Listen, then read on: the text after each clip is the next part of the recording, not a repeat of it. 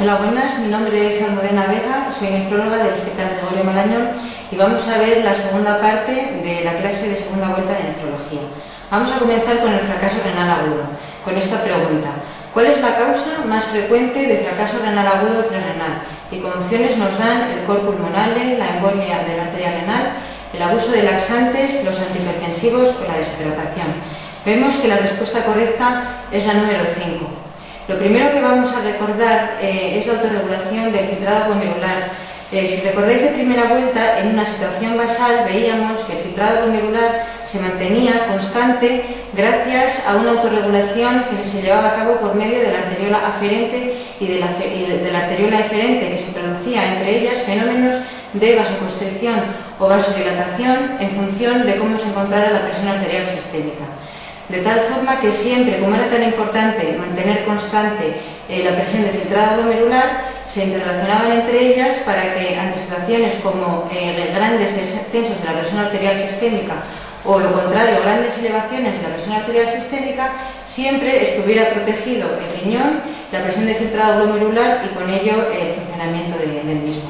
Sin embargo, en el fracaso renal agudo prerrenal, lo que tenemos es que ante una disminución importante de la presión arterial sistémica, por mucho que se pongan los mecanismos compensadores de arteriola aferente y eferente, que son vasodilatación masiva de la arteriola aferente con estimulación del eje reina-angiotensina y vasoconstricción de la arteriola eferente, es decir, a pesar de todos esos mecanismos compensadores, el riñón no es capaz de mantener una presión de filtrado estable y constante. Por tanto, como no mantiene esa presión de filtrado, es el momento en el cual tenemos un fracaso renal agudo prerrenal. Vamos con la etiología del fracaso renal agudo. Tenemos tres mecanismos diferentes que pueden condicionarnos un fracaso renal agudo. El primero es el prerrenal, como hemos visto antes.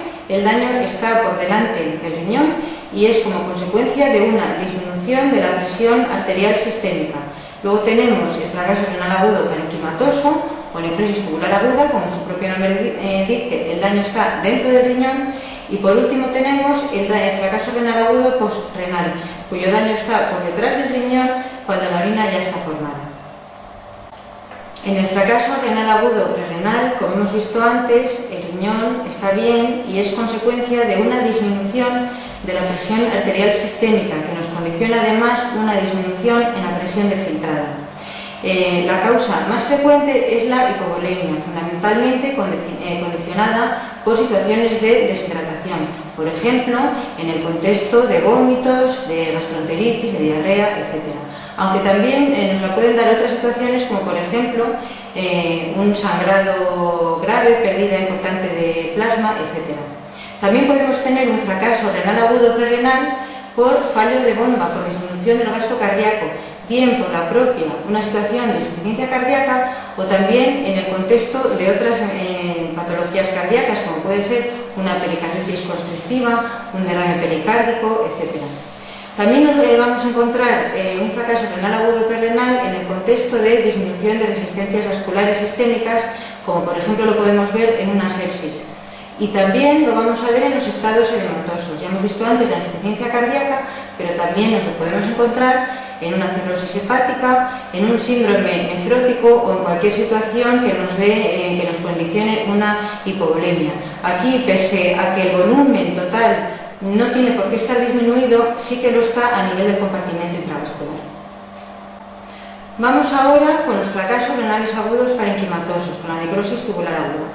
Esto es un daño, nos lo podemos encontrar bien o porque tenemos un daño directo a nivel del túbulo, una necrosis tubular aguda, y las causas más frecuentes son tóxicos, como por ejemplo muchísimos fármacos, especialmente tenéis que recordar los contrastes iodados y los antibióticos, entre ellos los aminoglicósidos, que tienen la capacidad de producir un daño directo sobre el túbulo del riñón.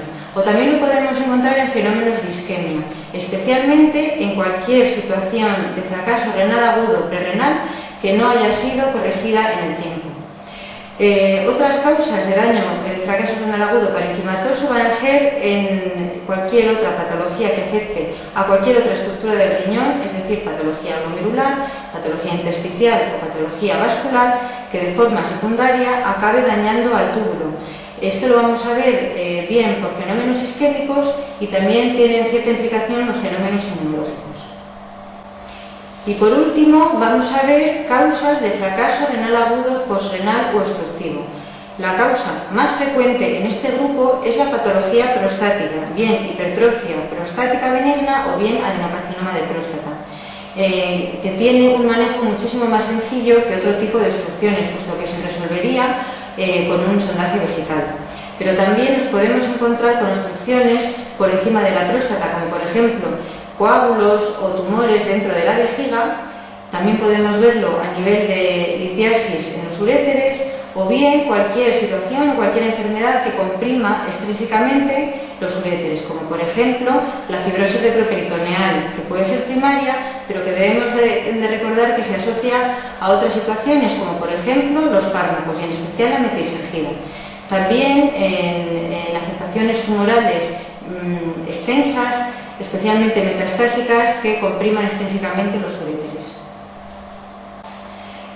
Todas estas situaciones que no sean obstrucciones o patología prostática no se pueden tratar con un sondaje vesical, como veremos más adelante al repasar el tratamiento del fracaso renal agudo. El tratamiento en este caso sería la colocación de una nefrostomía en la pelvis renal. Y por último, tenemos que recordar dentro del fracaso renal agudo, como veíamos en la primera pregunta, que la causa más frecuente es un fracaso renal agudo prerrenal. De los tres tipos, el más frecuente es un prerrenal. Sin embargo, además, dentro del fracaso renal agudo prerrenal, la causa más frecuente de todas las que hemos nombrado es la deshidratación. Y además, dentro de las necrosis tubulares agudas, la causa más frecuente dentro de ellas es un fracaso renal agudo prerrenal que no se ha corregido en el tiempo. Por tanto, debemos de ser muy rápidos en el diagnóstico, en identificar la etiología y en el tratamiento para evitar precisamente este paso, que un fracaso renal agudo prerrenal pase a convertirse en parenquimatoso.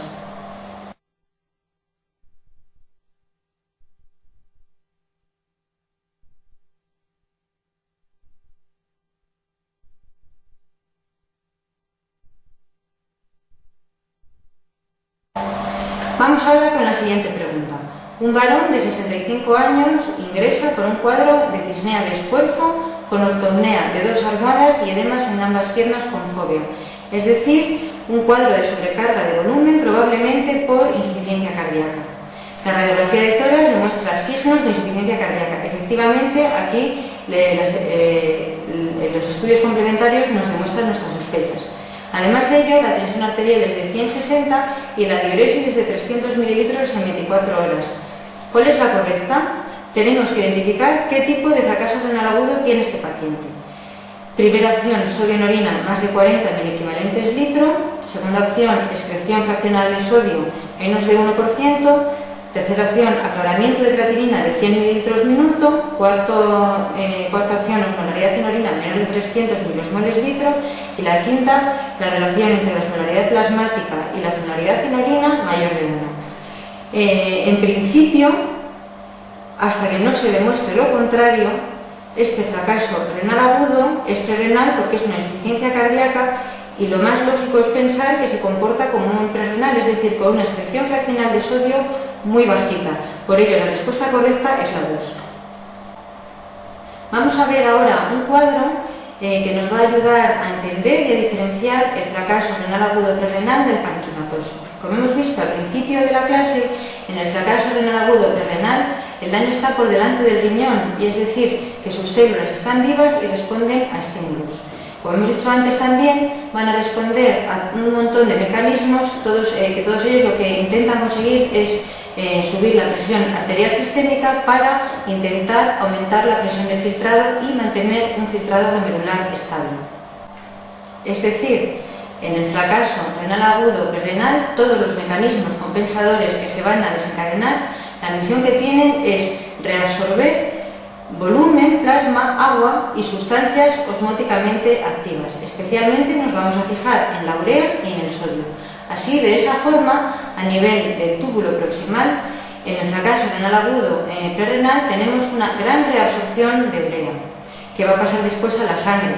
Por tanto, si queremos comparar un fracaso renal agudo prerrenal con uno parenquimatoso, vamos a ver en el prerrenal una elevación desproporcionada de la urea con respecto a la creatinina, y en el parenquimatoso la elevación va a ser proporcionada. Es decir, si las cifras normales de creatinina y de urea vienen a ser en torno a 1 de creatinina y 30 de urea, una elevación proporcionada sería 2 de creatinina, 60 de urea, 3 de creatinina, 90 de urea, etc. Sin embargo, en un fracaso renal agudo prerrenal, la elevación desproporcionada quiere decir que nos vamos a encontrar, por ejemplo, con 2 de creatinina, 100 de urea, 3 de creatinina, 200 de urea, etc. Además, en el fracaso renal agudo prerrenal, a nivel del túbulo distal vamos a tener un aumento de la reabsorción de sodio mediado por aldosterona. Por tanto, como estamos reabsorbiendo sodio al igual que urea para aumentar las sustancias osmóticamente activas a nivel plasmático y que de forma secundaria reabsorbamos agua, os recuerdo otra vez todo ello para aumentar la presión de filtrado, si estamos reabsorbiendo en el fracaso renal agudo prerrenal tanto sodio, la eliminación urinaria de sodio va a ser muy pequeña. Por tanto, en los análisis nos vamos a encontrar con un sodio en orina en el prerrenal siempre menor de 20, o lo que es lo mismo, una excreción fraccional de sodio siempre menor del 1%. Además, a nivel del túbulo colector vamos a tener un aumento de la reabsorción de agua, igual que de urea, igual que de sodio, como hemos visto antes. Y así, de esta forma, la diuresis siempre va a ser muy escasa, va a tener muy poquito sodio y va a tener también muy poquito agua. Los pacientes con fracaso renal agudo prerrenal siempre van a tener oliguria. Además es que esta orina va a estar muy concentrada, por ello la osmolaridad en orina siempre está aumentada, podemos poner una cifra en torno a mayor de 500. Y los cilindros, sabéis que en situaciones de oliguria en el sedimento urinario nos podemos encontrar cilindros. Los cilindros del fracaso renal agudo prerrenal siempre van a ser cilindros hialinos, es decir, están compuestos de proteína tubular, pero sin nada encima de ellos, sin detritus ni ninguna otra sustancia que se pueda adherir a ellos, puesto que el riñón está bien. Por tanto, los cilindros van a ser hialinos. Y por último, la relación de urea y de creatinina en orina con respecto a la plasmática en el prerrenal siempre va a estar elevada. No porque estemos eliminando grandes cantidades ni de urea ni de creatinina, sino porque el volumen en el que se distribuyen es muy pequeño. Como hemos visto, estos pacientes siempre tienen oliguria. Por tanto, todas aquellas situaciones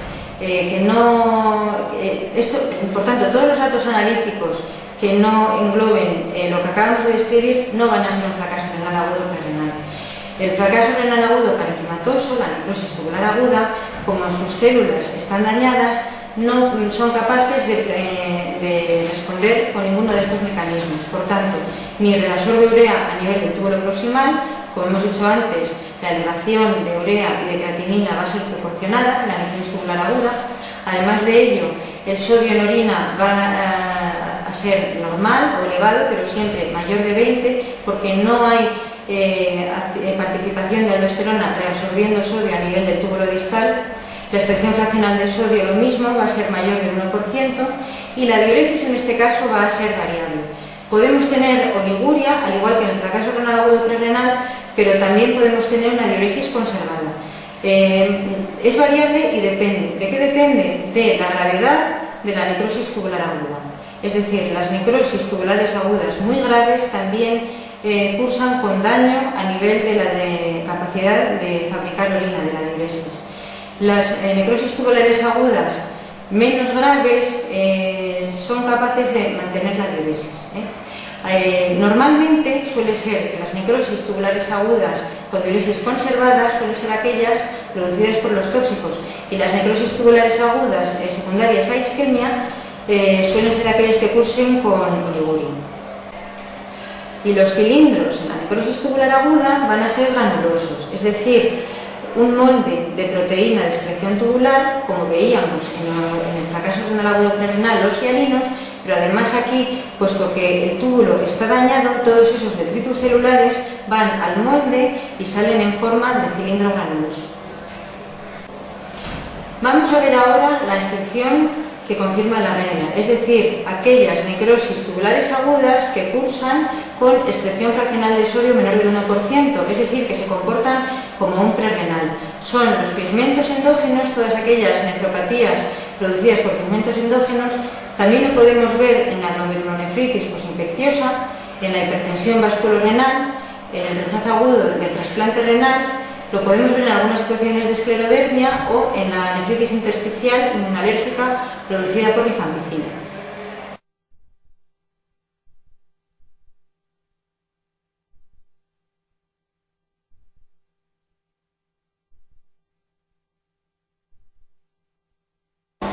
Vamos con la siguiente pregunta. Un varón de 60 años que ha tenido vómitos de repetición durante 2 días con mareo y pérdida de conocimiento en su domicilio.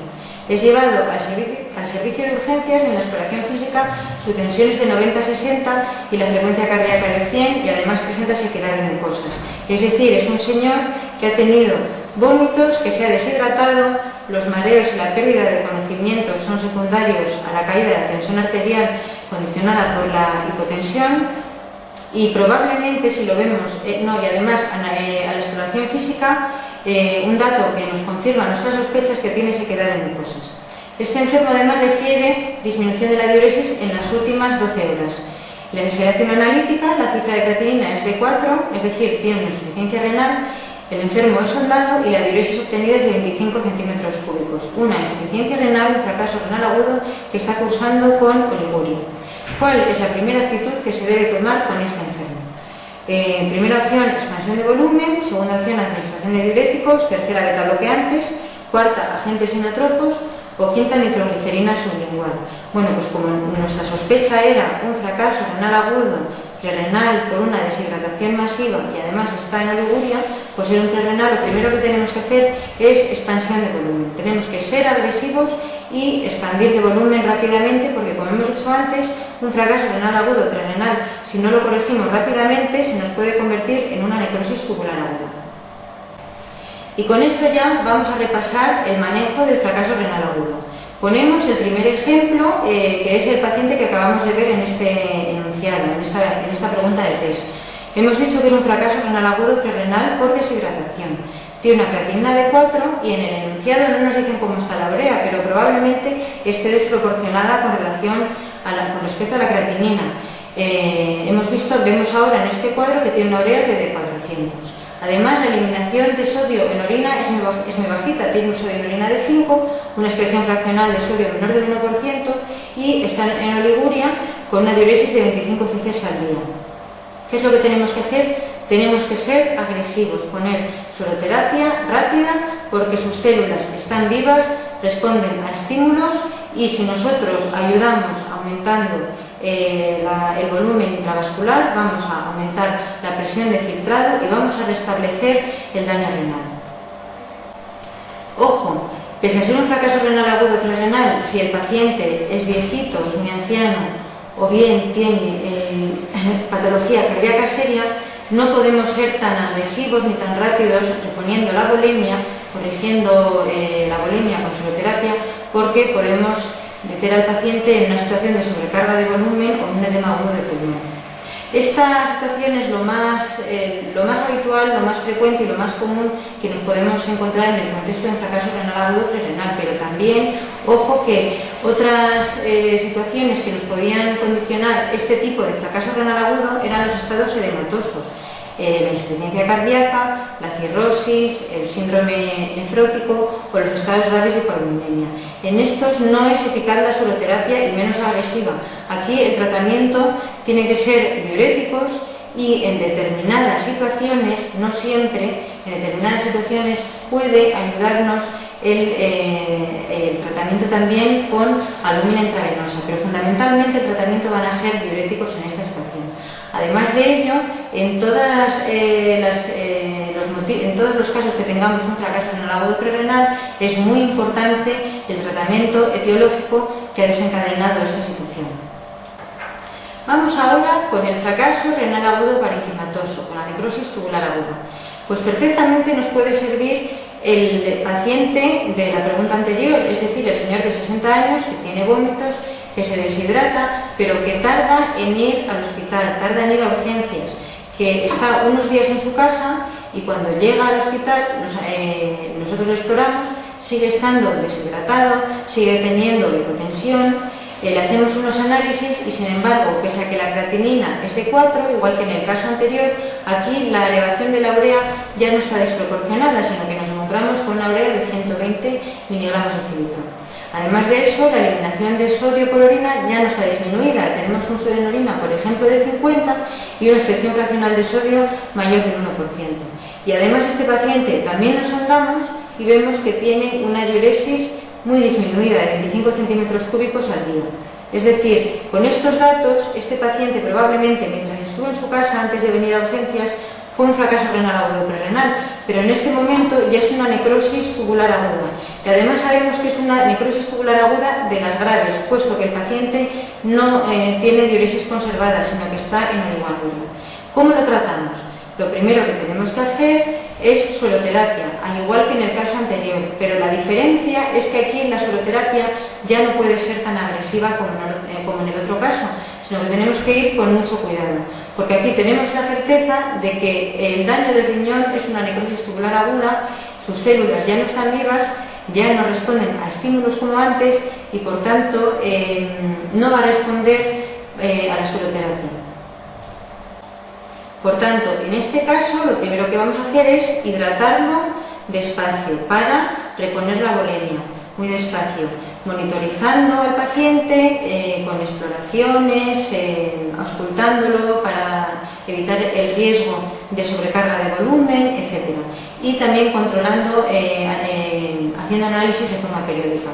Si una vez que al paciente ya lo hemos reflexionado, ya está euvolémico, ya tiene la tensión corregida, ya no tiene sequedad de mucosas, etc., y podemos decir que está euvolémico, en este momento paramos y esperamos, porque el riñón, la necrosis tubular aguda, llegará un momento en el que comience a recuperarse y comience a tener diuresis.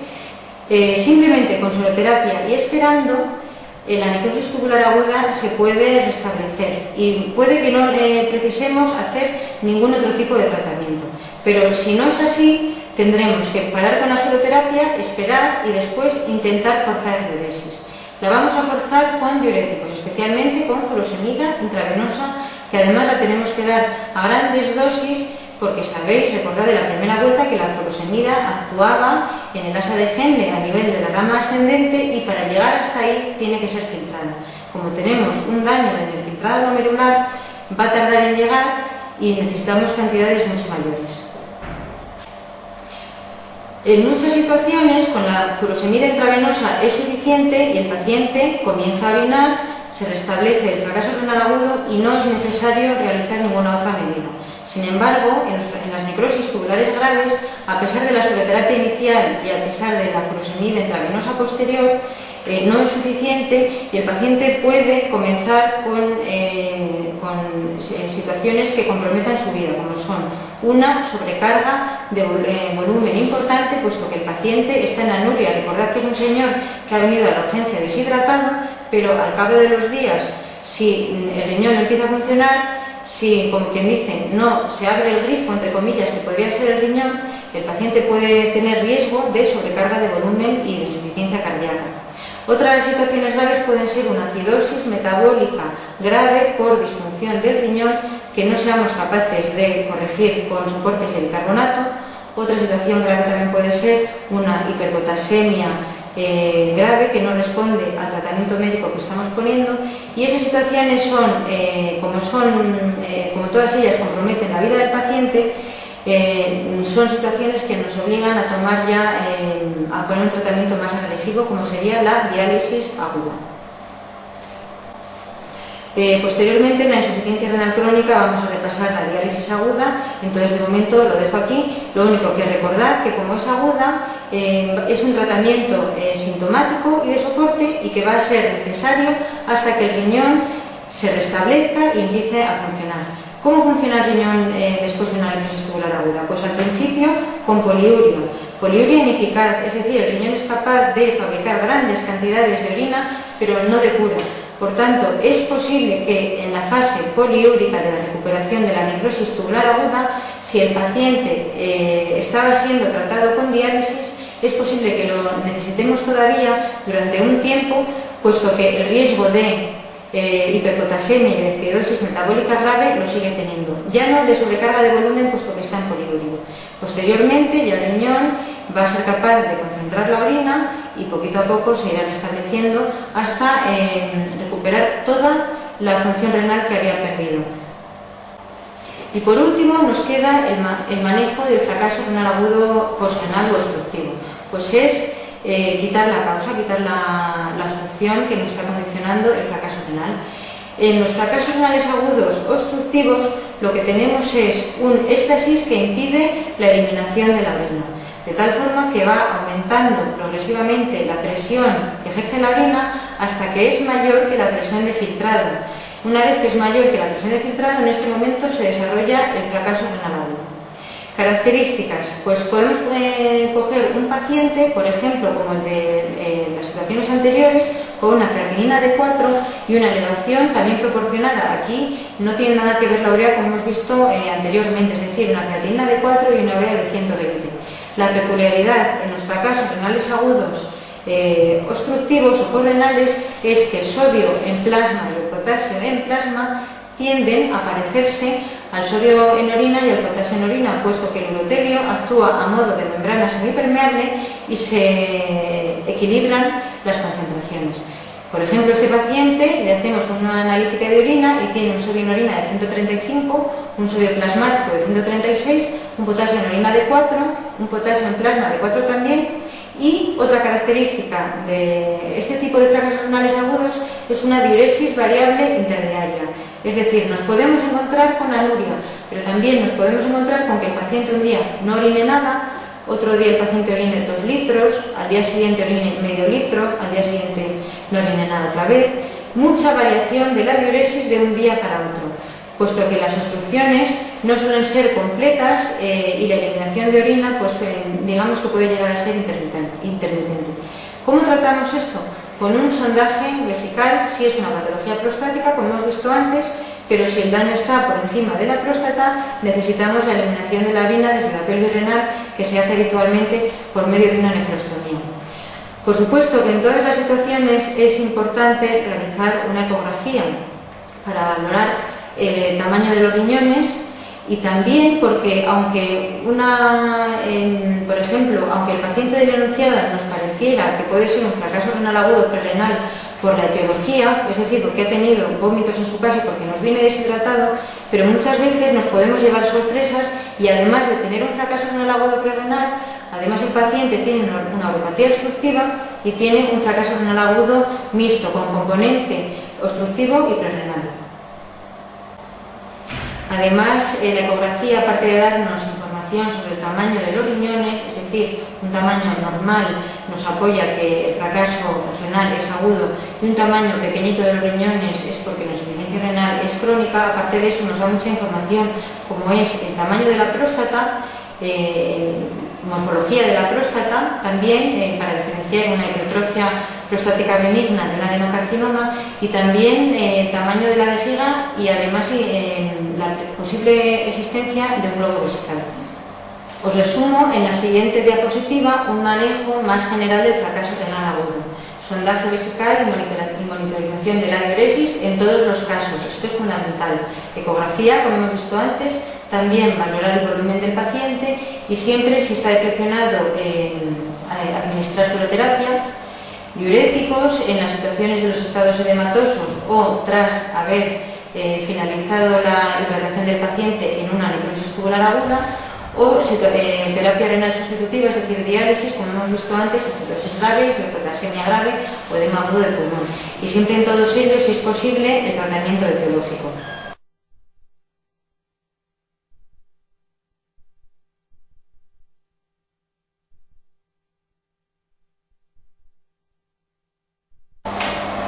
En resumen, hemos visto todas las posibles causas de fracaso renal agudo, es decir, daño de la función de los riñones en un periodo corto de tiempo, estimado en menos de un mes, potencialmente reversible hasta que no se demuestre lo contrario. Y como habéis visto en el manejo del fracaso renal agudo, es importante considerar siempre que todo el fracaso renal agudo es potencialmente reversible, porque tenemos que ser rápidos en el diagnóstico y rápidos en el tratamiento.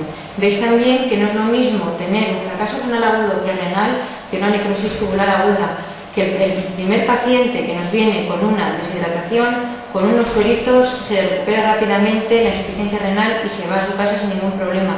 Pero que el segundo paciente que nos viene con una necrosis tubular aguda, aunque la causa haya sido la misma, fijaos que ha estado, entre comillas, al borde de la muerte o con situaciones que comprometen su vida, como es una hiperpotasemia grave, un edema agudo de pulmón o una acidosis metabólica.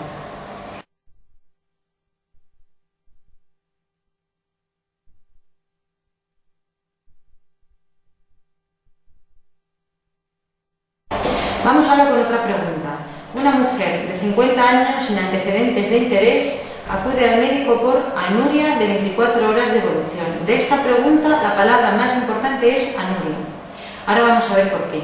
La paciente además nos refiere dolor abdominal, es sondada y solo se extraen 50 cc de orina y la exploración es normal. ¿En qué entidad pensaría? Tenemos o una endocapilar difusa, o una pielonefritis crónica, o una enfermedad poliquística, o una nefropatía tubulointersticial o una glomerulonefritis rápidamente progresiva. Pues bien, de todas estas opciones, la única que cursa con anuria completa es la glomerulonefritis rápidamente progresiva.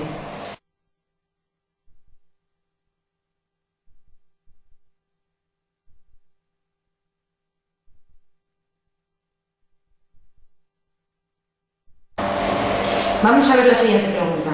En el caso anterior, es decir, en el caso de esta paciente, ¿qué prueba realizaría en primer lugar? 1. Ecografía renal, 2. Urografía intravenosa, 3. Gammagrafía renal, 4. TAC abdominal o 5. Tomografía de emisión de positrones. Bueno, bien, pues a estas alturas ya todos sabéis que después de una anuria por la etiología que sea, que las vamos a ver a continuación, es importante realizar una ecografía renal. Por tanto, la respuesta correcta es la 1.